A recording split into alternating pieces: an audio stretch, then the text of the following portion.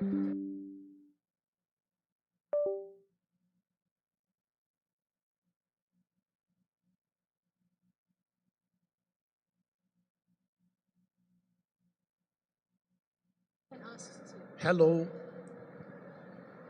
how are you?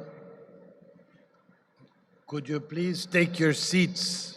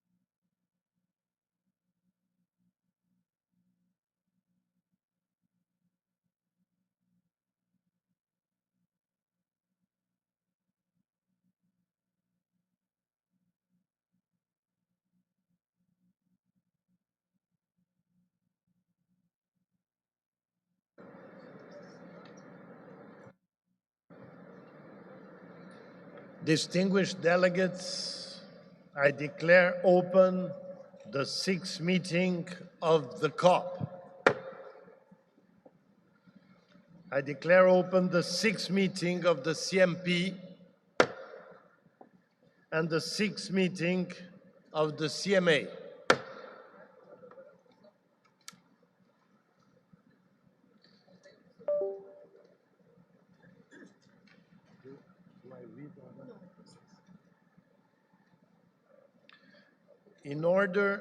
The order in which the agenda items will be taken up is posted on the screen.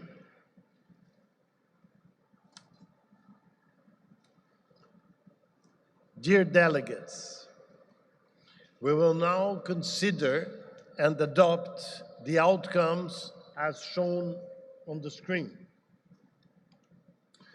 Please note that I will first provide you with information on the work undertaken on each item contained in the Belém political package under the CMA.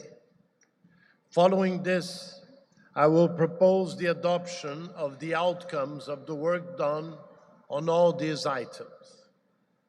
I will then do the same for the COP and then the CMP with respect to those items contained in the Belém political package.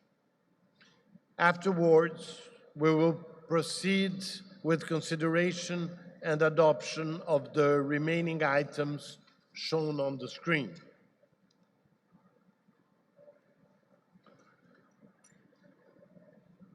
I now invite the CMA to turn to sub-item 2C, organization of work, including for the sessions of the subsidiary bodies. As you will recall, I launched consultations that were undertaken by senior members of my delegation on my behalf under the COP, the CMP, and the CMA on issues relating to the following: implementation of Article 9, Paragraph 1 of the Paris Agreement, promoting international cooperation and addressing the concerns with climate change-related trade restrictive unilateral measures, responding to the synthesis report on nationally determined contributions and addressing the 1.5 degrees ambition and implementation gap, and reporting and review pursuant to Article 13 of the Paris Agreement, synthesis of biennial transparency reports. I now invite the CMA to turn to agenda item 8A, matters related to adaptation, global goal on adaptation. At their plenary meetings on 15 November, the SUBSTA and the SBI forwarded this matter to the CMA for further guidance. I requested Shen Gao of China and Tina Kobilsek of Slovenia to continue to facilitate the discussion. In addition, ministerial consultations on matters related to adaptation were conducted by His Excellency Jochen Flassbart of Germany and Her Excellency Rohei John Manjang of the Gambia. I now invite the CMA to turn to agenda item 5, United Arab Emirates Just Transition Work Program. At their plenary meetings on November 15, the SBs forwarded this matter to the CMA for further guidance. I requested Federica Fricano of Italy and Joseph Teo of Singapore to continue to facilitate discussions on the matter. In addition, ministerial consultations on matters related to just transition were conducted by Her Excellency Alicia Bárcena of Mexico and Secretary of State Krzysztof Bolesta of Poland. I now invite the CMA to turn to agenda item 6, Sharm el-Sheikh Mitigation Ambition and Implementation Work Program. At their plenary meetings on 15 November, the SBs forwarded this matter to the CMA for further guidance. I requested Ursula Fuentes Hutfitter of Germany and Maisela Kekana of South Africa to continue to facilitate the discussion. In addition, ministerial consultations on matters related to mitigation were conducted by Her Excellency Sara Agesen of Spain and Ambassador Wael Abulmagd of Egypt. I now invite the CMA to turn to agenda item 4A, procedural and logistical elements of the overall global stocktake process. At their plenary meeting on November 15, the substant the SBI forwarded this matter to the CMA for further guidance. I requested Eduardo Silva Bessa of Chile and Kelsey Gray of Australia to co-facilitate the discussion. I now invite the CMA to turn to agenda item 4B, reports for 2024 and 2025 on the annual Global Stocktake Dialogue, referred to in paragraph 187 of Decision 1/CMA.5. At the first meeting of the CMA, informal consultations were established to consider matters under this sub-item, co-facilitated by Nora Lisa of Saudi Arabia and Karle Kapanen of Finland.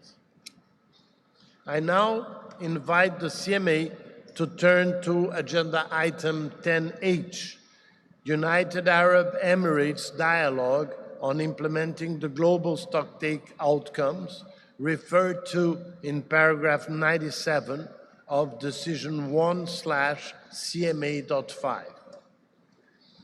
At its plenary meeting of November 15, the SBI forwarded this matter to the CMA for further guidance. I requested Ricardo Marshall of Barbados and Patrick Spicer of Canada to co-facilitate the discussion.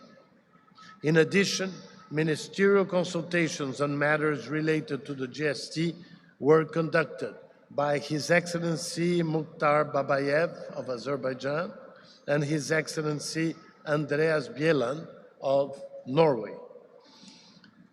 I now invite the CMA to turn to CMA agenda item 10F, compilation and synthesis of and summary report on the in-session workshop on biennial communications of information related to Article 9, Paragraph 5 of the Paris Agreement. At the first meeting of the COP and the CMA, a joint contact group was established to consider matters under these sub-items co-chaired by Isobel Bartholomew of the United Kingdom and Elena Pereira from Guatemala. I now invite the CMA to turn to agenda item 10G, Sharm el-Sheikh dialogue on the scope of Article 2, paragraph 1C of the Paris Agreement and its complementarity with Article 9 of the Paris Agreement. At the first meeting of the CMA, a contact group co-chaired by Raf Bodl from the European Union and Zahir Fakir from the United Arab Emirates was established to consider matters under this sub-item. In addition to the co-chairs who facilitated the joint item COP8F/CMA 10F, as well as CMA item 10G, ministerial consultations were conducted by His Excellency Ed Miliband of the United Kingdom and Her Excellency Deborah Mlongo Barasa of Kenya. I now invite the CMA to turn to CMA Agenda Item 14, Report on the Forum on the Impact of the Implementation of Response Measures. At their plenary meeting on November 15, the SUBSTA and the SBI forwarded this matter to the COP, the CMP, and the CMA for further guidance.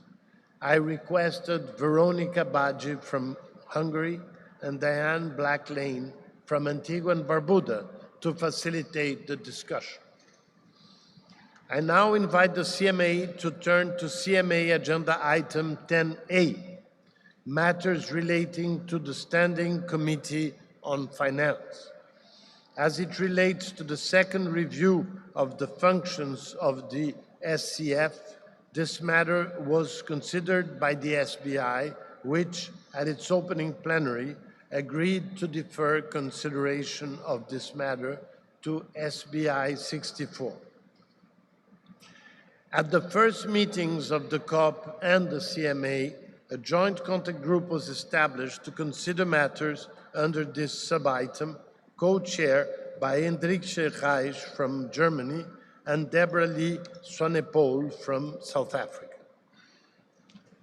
I now invite the CMA to turn to Agenda Item 10B, Guidance to the Green Climate Fund. At the first meeting of the COP and the CMA, a joint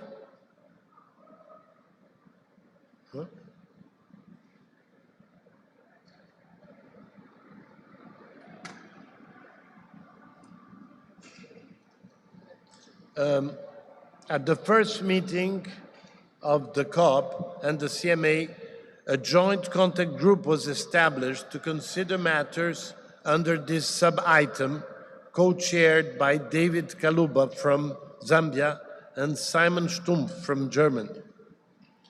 I now invite the CMA to turn to Agenda Item 10C, Guidance to the Global Environmental Facility.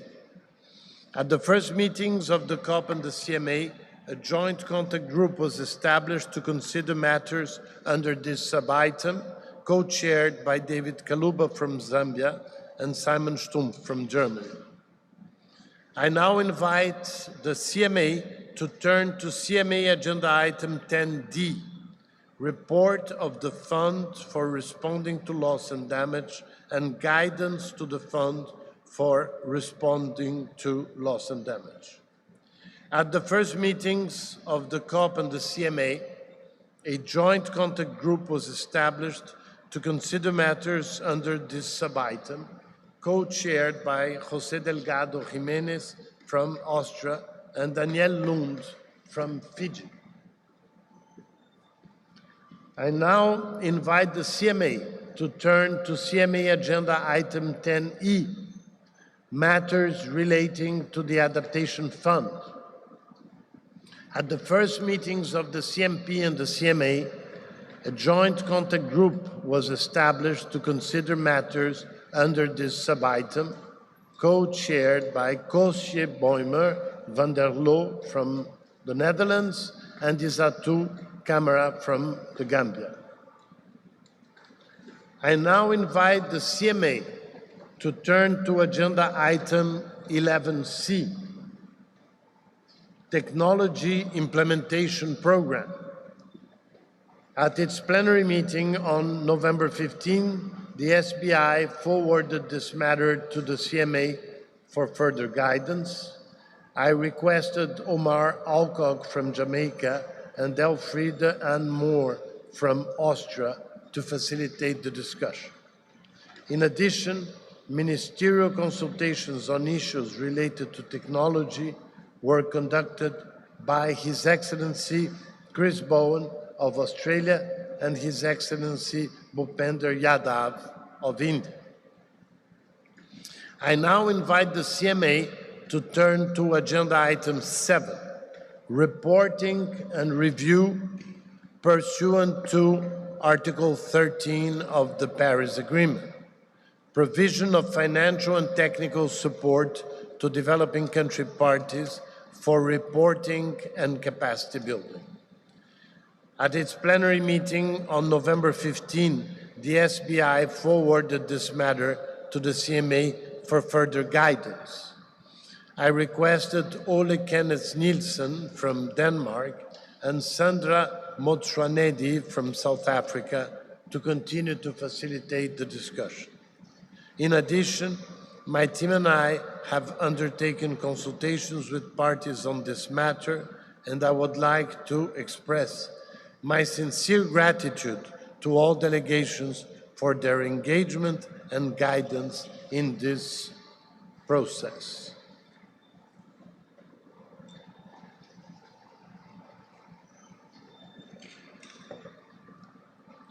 I therefore invite the CMA to adopt the following draft decisions. Global Mutirão, Uniting Humanity in a Global Mobilization Against Climate Change, contained in document CMA/2025/L.24. Please note that the L document refers to CMA 6 instead of CMA 7. It will be corrected by the Secretariat. United Arab Emirates Just Transition Work Program, contained in document CMA/2025/L.14.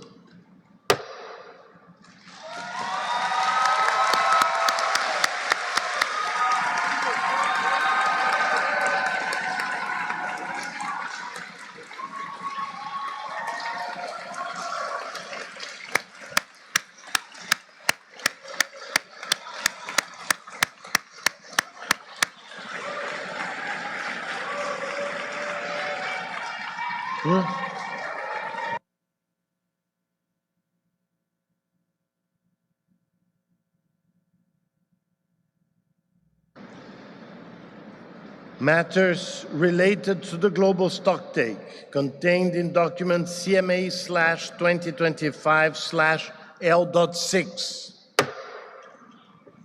Compilation and synthesis of and summary report on the in-session workshop on biennial communications of information related to Article 9, Paragraph 5 of the Paris Agreement, contained in document CMA/2025/L.13. It's okay? What? What?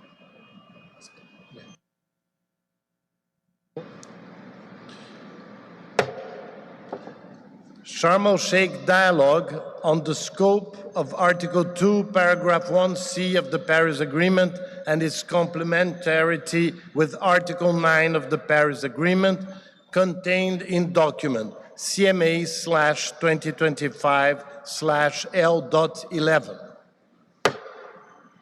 Report of the Forum on the impact of the implementation of response measures, contained in document CMA/2025/L.9. Matters relating to the Standing Committee on Finance contained in document CMA/2025/L.20. Guidance for the Green Climate Fund contained in document CMA/2025/L.19. Guidance to the Global Environmental Facility contained in document CMA/2025/L.15. Report of the Fund for Responding to Loss and Damage and guidance to the Fund for Responding to Loss and Damage contained in document CMA/2025/L.16. Matters relating to the Adaptation Fund contained in document CMA/2025/L.17. Belém Technology Implementation Program contained in document CMA/2025/L.18. Reporting and review pursuant to Article 13 of the Paris Agreement, provision of financial and technical support to developing country parties for reporting and capacity building contained in document CMA/2025/L.7. Global Goal on Adaptation contained in document CMA/2025/L.25.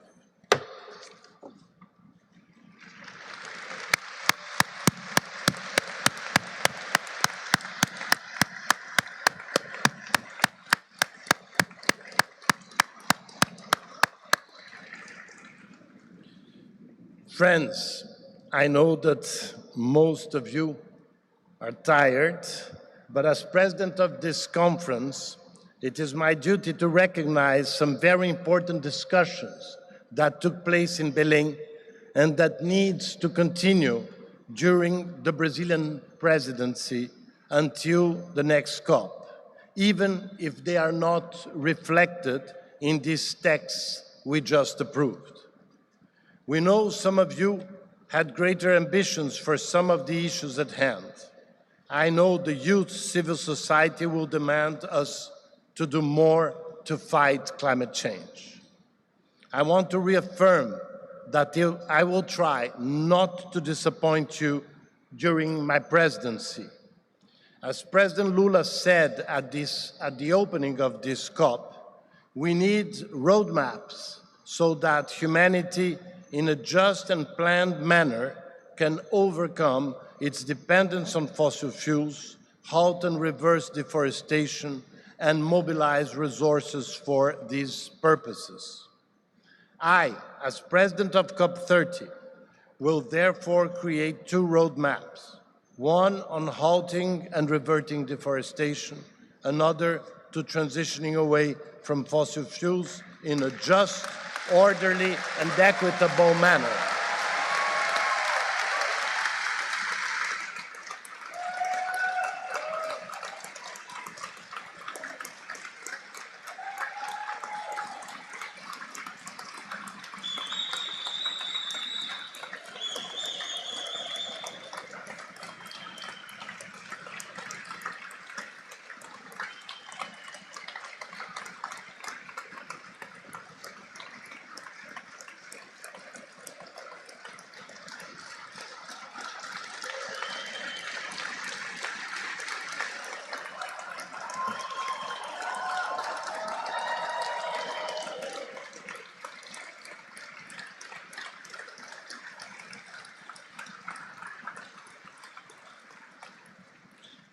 They will be led by science and they will be inclusive.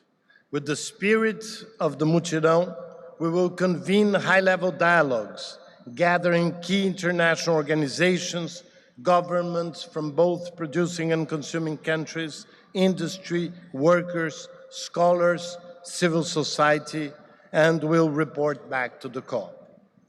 We will also benefit from the first international conference for the phase out of fossil fuels, scheduled to take place in April in Colombia.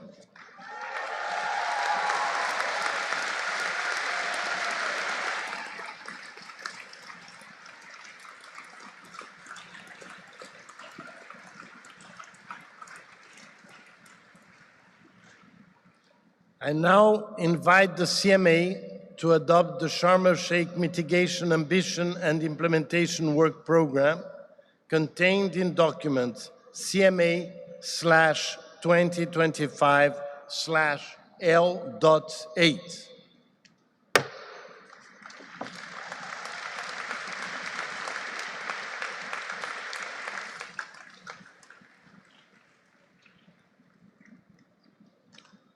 I would like to give the floor to Argentina. Yes, thank you very much, Mr. President. I request to give some comments regarding decisions that just been adopted. So please have your indulgence with time because I have comments on the floor. On the material decision, PP1 should be interpreted in accordance with national legislation and applicable international human rights instruments that are legally binding for each member state, according to their respective membership. On gender equality, we refer to our national position as submitted under SBI Agenda Item 18, Gender and Climate Change, in Bonn in June 2025. Regarding PP2 and PPA, the language here goes beyond agreed language under the Paris Agreement and merges with language coming from the 2030 Agenda. And as we have stated consistently, Agenda 2030 and SDGs, though well-intentioned, is not a legally binding document that every country has the right to interpret and pursue freely. OP32, regarding the reference to enhance their enabling environments, we believe that what should be really enhanced is the international enabling environment and not the other way around. OP42, Belém mission to 1.5 and its relationship with NDCs, NAPs, will reaffirm countries' sovereign right to decide how to approach their national targets according to their national priorities and circumstances. Any sectoral approaches must be nationally determined. I request that this interpretative statement, as delivered under this agenda item, be included in the report of this session. Under agenda item CMA 7.5, United Arab Emirates Just Transition Work Program. On OP 12H, 12P on gender equality, I refer to my previous comment. OP 12I on the right to self-determination, it should be interpreted under the light of other long-standing principles of the UN Charter, such as the principle of sovereignty of states and territorial integrity, and should be applied according to international human rights treaties that are legally binding for each member state respecting their respective mandates. Membership. OP 12N and O on the references to universal access to energy, we recall the principle of the permanent sovereignty of states over their natural resources for the benefit of their own population, as provided in UN General Assembly Resolution 1803, 17 or 14 December 1962. OP 19 on the reference to creating domestic enabling environments, I refer to my previous comment. I request that this interpretative statement, as delivered, be included in the report of this session. Under CMA 7, Agenda Item 6, Sharm el-Sheikh Mitigation Ambition and Implementation Work Program, we consider that countries are sovereign to decide how they approach their national targets according to their national priorities and circumstances, and that any sectoral approaches must be nationally determined. This is our overall understanding and how these conclusions are addressed. On OP 13D, this paragraph should be interpreted in its original context and in accordance with national legislation and applicable international human rights treaties that are legally binding for each member state, respecting their respective membership. OP 13D, on the reference to the drivers of deforestation and forest degradation, it should be analyzed from a historical perspective, taking into account the CBDR-RC principle and the impact of climate-related unilateral trade measures on developing countries' economic growth and the right to development. OP 13H, I, J, and K. While we recognize the importance of addressing waste, in particular landfill waste disposal, actions under these operative paragraphs are to be developed conditional and proportional to the provision of the means of implementation, transfer of technology, and capacity building, while recognizing that the selection of approaches under this paragraph remains a national decision and in no way implies accepting sectoral approaches under the mitigation work program. I request that this interpretative statement, as delivered, be included in the report of this session. I thank you very much. Thank you, Argentina, for your statement. It will be noted in the report.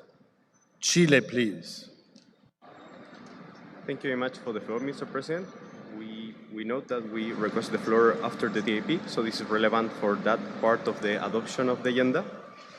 ILAC, where's Chile speaking on behalf of ILAC, appreciates your tireless efforts and seeks your leadership on a procedural matter of importance for the implementation of the decisions within the package we just adopted. As established by the Paris Rulebook in Decision 3 CMA 1, the CMA shall provide guidance to operating entities of the financial mechanism to be transmitted by the Conference of the Party.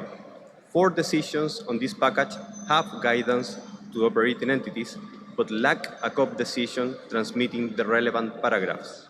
This procedural issue, a technicality, is a source of concern due to the Green Climate Fund Board usually ignoring CMA guidance to the GCF that has not been transmitted, and we perceive that hard negotiated paragraphs regarding the Global Goal on Adaptation, the Mitigation Work Program, Article 2.c Dialogue, and the Technology Implementation Program are at risk due to this.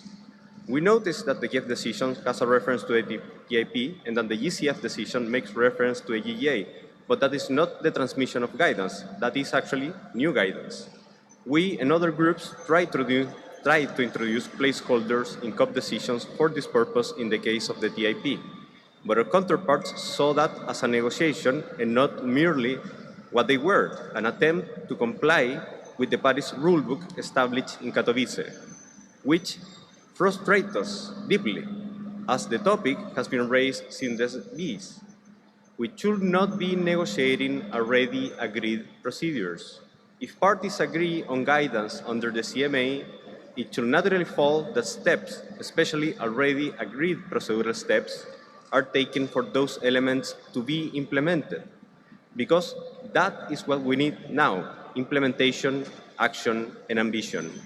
Therefore, we invite you, President, to record this concern and to take the necessary steps alongside the Secretariat so our decisions agreed here are indeed implemented. Mr. President, at the heart of our concerns is the integrity of this process. Thank you. Thank you, Chile, for your statement. It will be noted in the report. I give the floor to Panama. Mr. President, I'm extremely disappointed by this during this process. Panama is deeply disappointed. You promised a transparent process that is not, and is not what we're seeing. I raise my flag and you ignore it. I raise a point of order and you ignore it. I sustain it and it keeps being ignored. We spent weeks being paralyzed over procedural issues, and now in this plenary, the process is not being followed. Panama truly wanted to support you, Mr. President, and your presidency. I know you have done a lot of efforts to keep this process together. And we commend that, but we cannot replace due process in this critical moment. Second, on substance, because that's what actually I wanted to raise that position. We cannot endorse a GGA outcome that takes us backwards. The indicators were released very late were not indicators that were negotiated by weeks. There is no metadata, no methodology, no custodians. It raised months, years, 2 years of work, of expert work replaced by placeholders. This is not how we will get that global goal on adaptation. This is a rushed draft. Paragraph 8 is unacceptable, saying that these indicators create no financial obligations when we all know that NAPS and GGA cannot move without finance makes the entire exercise meaningless. If there is no multi-route, there is no finance, and without finance, there is no implementation. Panama wants a credible GGA, but credibility requires 3 things: consistent with expert work, clarity in the indicators, and real sign of finance. We are not here to stop that decision. We didn't want that. We asked to be here, to be listened before the plenary started. It was not possible. Please, we really need to have those indicators in a manner that is acceptable for everyone. Panama will not support, in that sense, that text, and that pretends to measure adaptation while refusing to resource it. Thank you so much.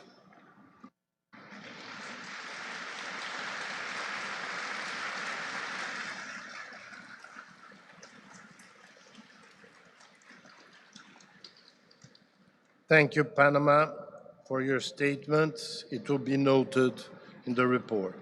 Uruguay, please.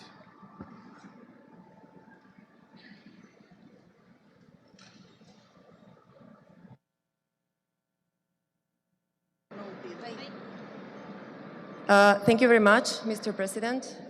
Uruguay speaks on behalf of Argentina, Ecuador, and Paraguay. Uruguay raised its sign and pressed the button to request the floor before the GGA decision was adopted. However, possibly because my delegation is far away, they did not have the opportunity to see us in the room back here. So my remarks will refer to the decision regarding the GGA and supporting what Panama just said. We would like to express that, as our country has repeatedly stated in recent hours and over the night, and given the fact that we have had access to the draft of the GGA decision since yesterday at 3 a.m. in the morning, including the 59 indicators that are newly designed, we inform that we are not in a position to support the adoption of this decision in this current form. Science for Uruguay, for Argentina, for Paraguay, for Ecuador is the basis upon which we design standards, investments, early warning systems, and policies for water, agriculture, and energy. It's the tool that allows us to protect our population, plan for the long term, and guarantee institutional stability.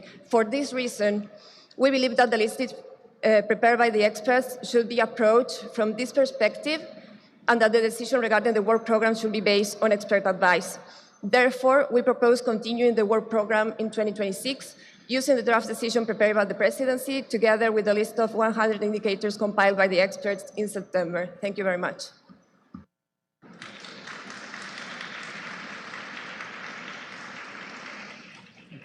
Thank you, Uruguay, for your statement. It will be noted in the report. Paraguay. Thank you, Mr. President. Regarding CMA 7, Agenda Item 6, Sharm el-Sheikh Mitigation, Ambition, and Implementation Work Program, in the decision that was just adopted in OP 13B, the Republic of Paraguay understand that this paragraph shall be interpreted with full respect for national sovereignty and in line with the principle of common but differentiated responsibilities. In that sense, each country remains free to determine its own long-term mitigation policies. It shall not be understood as an approach that all countries must apply. I request that this interpretative declaration be reflected in the report of the session on the relevant items. Thank you. Thank you. Thank you, Paraguay, for your statement. It will be noted in the report. Colombia, please. Thank you, Mr. Chair. We would like to take the floor on behalf of ILAC, and we support the intervention of Uruguay and Panama. ILAC wishes to begin by acknowledging the Presidency efforts in advancing the text on the global goal on adaptation. However, we must be clear, this was meant to be the COP of adaptation, and yet the outcome before us falls far short of reflecting the magnitude of the challenges that parties, especially the most vulnerable, are confronting on the ground. Despite the long hours invested, the views of parties were not meaningfully reflected, and the final text does not capture the full breadth of position expressed throughout the negotiations. We also regret that insufficient time was allocated for a proper technical examination of the indicators, resulting in a list that does not stem from a truly collective, inclusive, and party-driven decision-making process. ILAC has consistently demonstrated its readiness to engage constructively, but we must underscore a fundamental truth. The developing world cannot continue to shoulder the escalating cost of adaptation on its own. For the global goal on adaptation to be credible, it must be accompanied by the means of implementation required to make it a reality.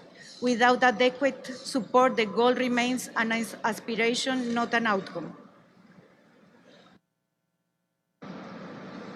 Thank you, Colomba.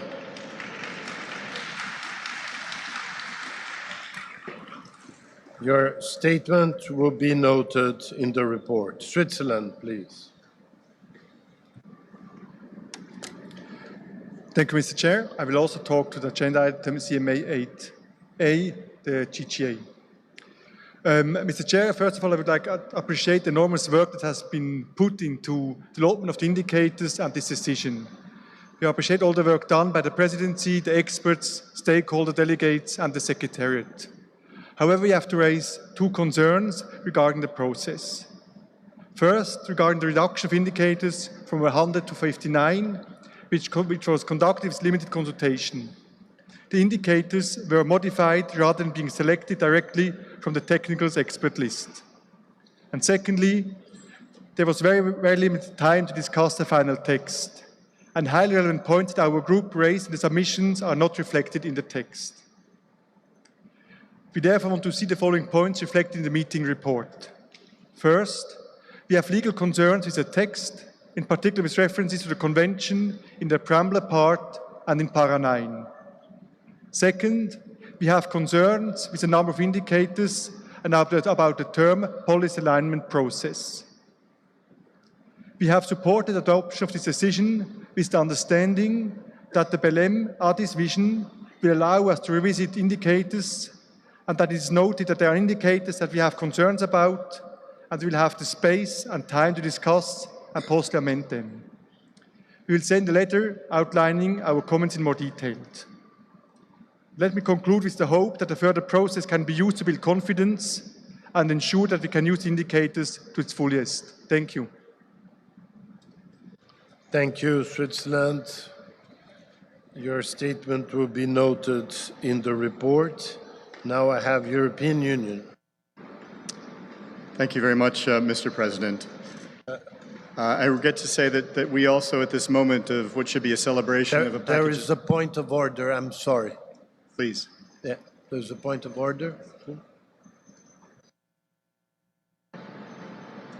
Thank you, Mr. President. We realized that our proposal was noted. What we were conveying is that we do not accept the decision. We understand that maybe our flag was not seen, but we raised our flag before the decision was taken. So that's what Panama has entailed, and that's what we understand that happened here. Thank you. Thank you. I give back the floor to the European Union. Thank you, Mr. President. We regret to say that we also, like other delegations, cannot accept the draft of the GGA text in its current form. For us, the indicators that have been chosen in this package are not in line with Article 7, Article 9, and Article 13 of the Paris Agreement, nor with the mandate of the UAE Work Programme on Indicators. The many modifications that have been made to these indicators that were provided by experts, in our view, make them no longer functional. The indicators are not clear, nor are they usable for their main purpose, which is to contribute to the second global stocktake. We will share our targeted changes in writing, but I'm afraid we join others in not being able to support these indicators at this moment. Thank you again.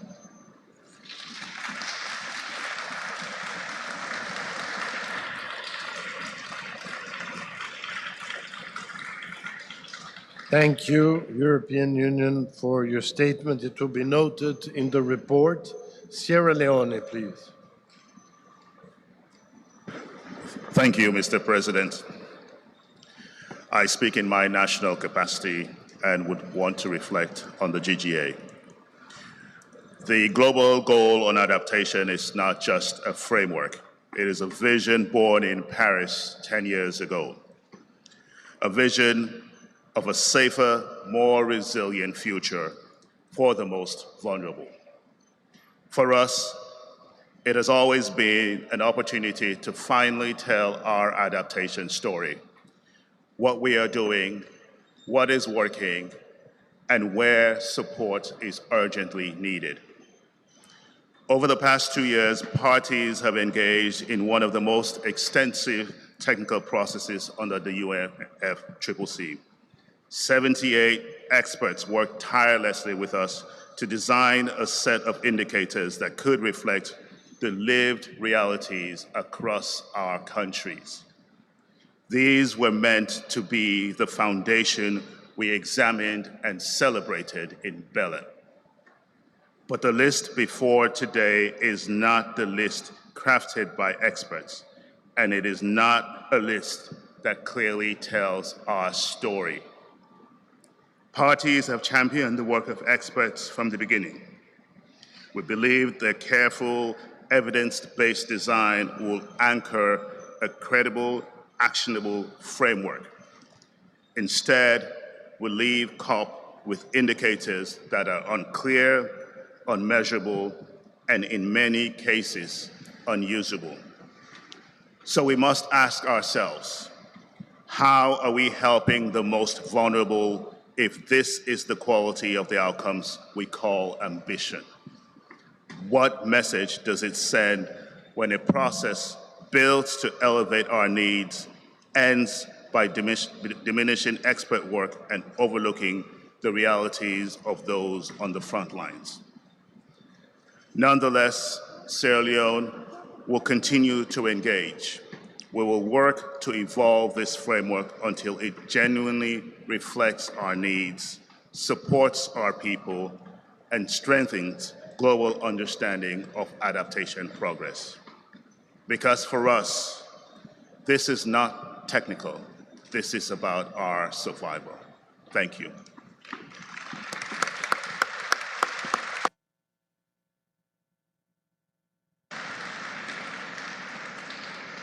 Thank you, Sierra Leone, for your statement. It will be noted in the report. The Holy See, please. Thank you, Mr. President. The Holy See would like to recall its interpretative declaration annexed to its instrument of accession to the United Nations Framework Convention on Climate Change, dated 6 July 2022, which states that the Holy See underlines that any reference to gender-related terms in any document that has been or that will be adopted by the Conference of States Parties or by its subsidiary bodies is to be understood as grounded on the biological sexual identity that is male and female. The Holy See upholds and promotes a holistic and integrated approach that is firmly centered on the human dignity and integral human development of every person. The Holy See requests that this statement be reflected in the report of this session.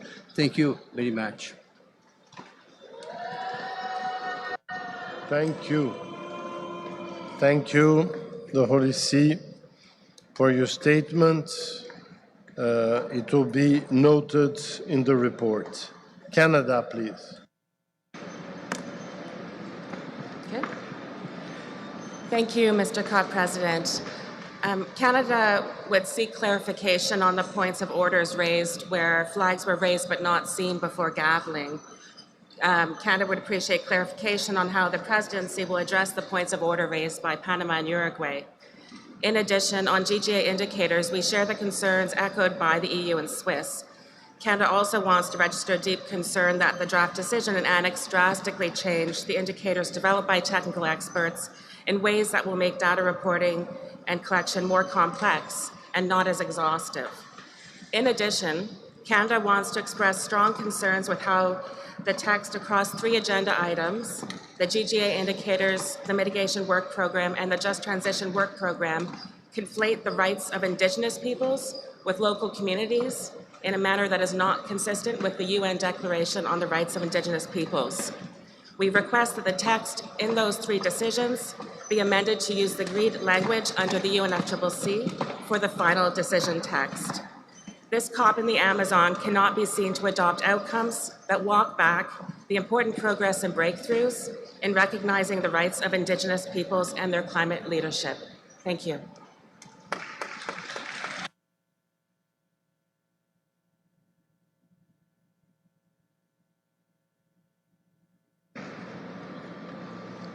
I would like to make a clarification. I have noted all the intervention, and they will be noted in the report. And I am sorry I haven't seen the flags. I have Colombia. Thank you, Mr. President. And I have to express that Colombia is very concerned about the procedural issues happening in this plenary. Colombia raised a point of order before the mitigation work program was gavelled, and that point of order was ignored. So, Mr. President, I'm really sorry, but you are leaving us with no other choice but to object the mitigation work program unless the following mention is included, and I'm reading it, on paragraph 17 alt. Decides that the topics for the global dialogues in 2026 will be industry and the pathways for implementing the transition away from fossil fuels in a just, orderly, and equitable manner in line with the best available science and aimed at close the gaps to keep the 1.5 within reach. Mr. President, this is the cup of the truth. This is the cup of trust. And you are leaving us with no other option after the procedural issues that we are seeing in this plenary, after you ignored our point of order before the mitigation program was gavelled so we could propose this insertion for the consideration of the plenary, but to object the mitigation work program. The cup of the truth cannot support an outcome that ignores science. According to the IPCC, nearly 75% of global CO2 emissions come from fossil fuels. There is no mitigation if we cannot discuss transitioning away from fossil fuels with means of implementation in a just, orderly, and equitable manner. And the mitigation work program needs this space so we can actually talk about mitigation within the UNFCCC. Today, we're not even allowed to discuss pathways for a just, orderly, and equitable transition aligned with the best available science. This language, previously agreed by consensus, is now being vetoed, even though it is essential for the integrity of this process. A consensus imposed under climate denialism is a failed agreement, Mr. President. Colombia is not blocking progress, contrary to what is happening and how the narrative is making us look here.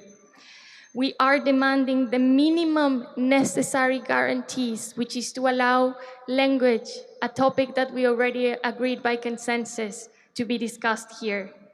Denying the best available science requires us not only put the climate regime at risk, but also our own existence.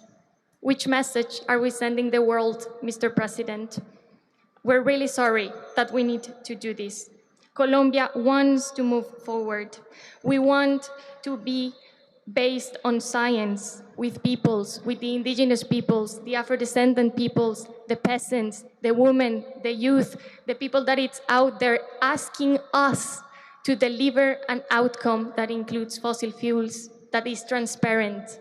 And we feel that we couldn't have the chance to do this, and you're leaving us with no other option. So I'm sorry, Mr. President, but Colombia objects the mitigation work program. Thank you.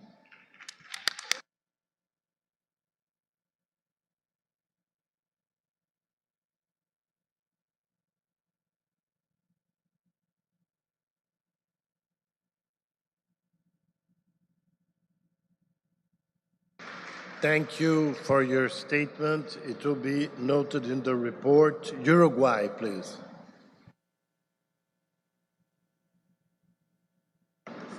Disculpe, señor presidente, en este momento mi bandera no estaba levantada, pero sí estuvo levantada para levantar un punto de orden y estuvo levantada nuevamente para comunicarle que para nosotros no es aceptable la forma en la que se está manejando esto procedimentalmente. Nosotros levantamos la bandera antes de que bajara el martillo, de modo que solicitamos respetuosamente que se tenga en cuenta nuestro punto de orden y que se responda a esto que nosotros planteamos representando a Uruguay, Ecuador, Paraguay, Argentina, que levantó Panamá, que levantó Colombia, que levantó la Unión Europea y que luego consultó Canadá. Así que, por favor, le pedimos una respuesta en ese sentido. Gracias.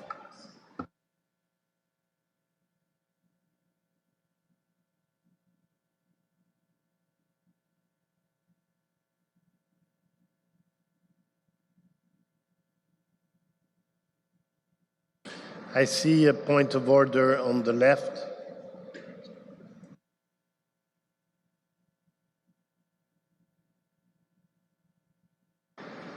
Thank you, Mr. Chair. And we are not asking for this to be noted in the report. There is a serious procedimental issue happening here, Mr. President. This is not a statement that we're asking to be put on the report. It's an objection. Thank you.